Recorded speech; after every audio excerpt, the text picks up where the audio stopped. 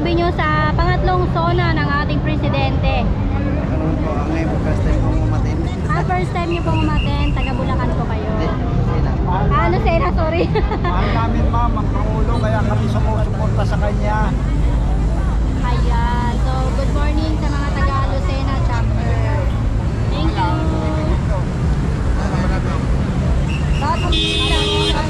Ayan, sa Caloocan naman. Ang namin natin nakikita ang mga taga Caloocan.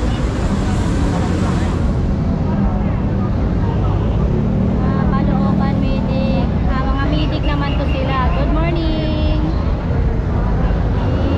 Kapiyaw chapter, Nueva Ecija.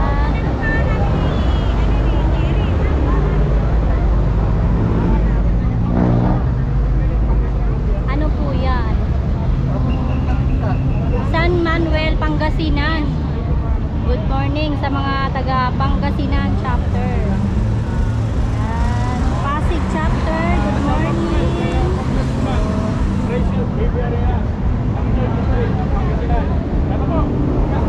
San Manuel naman.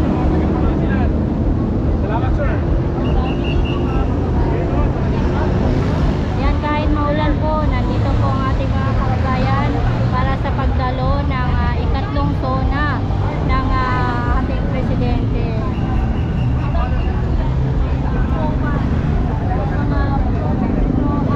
Marikina naman, Marikina.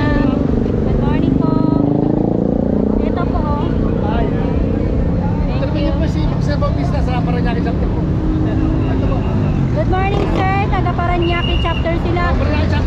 Ano pong masasabi nyo sa pangatlong zona na po ng ating presidente?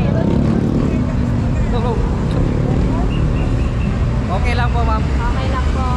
And kahit maulan po, talagang nandito po kayo para sumuporta sa ating Pangulong Bongbong Marcos. Kahit bumabagyo po ma'am, kailangan pong suportahan natin ang Pangulo.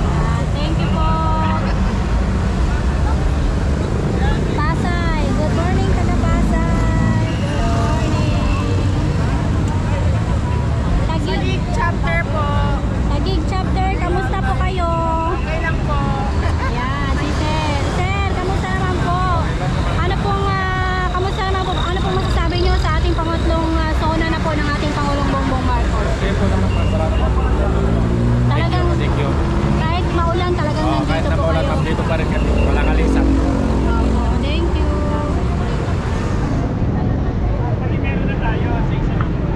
Dole. Pandakan, Tayabas chapter. Yan, tingnan natin dito. Cabanatuan chapter.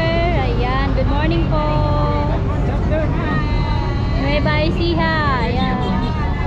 Ang lalayo pala ng ating mga kababayan. Talagang dumagsa sila dito para sa pangatlong zona ng ating Pangulo. Pangasinan. Ayan, good morning.